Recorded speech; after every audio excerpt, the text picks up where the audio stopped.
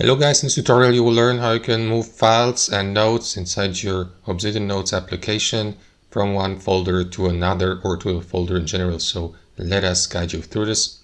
Head over to the Obsidian Notes application, select the workspace or vault in the bottom left. And then guys, here on the left hand side you will see folders and notes within your vault. Now folders have been given that drop down arrow to the left indicating that the given folder can be expanded or collapsed to see its interior. So if you'd like to move, let's say, let me go with that example node here, right click into it, choose move file to, and then select the given folder from that directory here. And as you can see, the node has been added to that folder so that if I expand it, I will be given the opportunity to access it.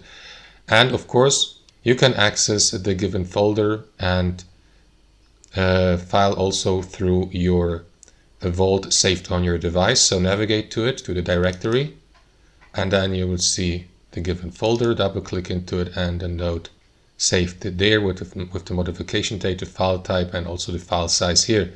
That's how it works, guys. Thanks for watching, and I'll see you next time.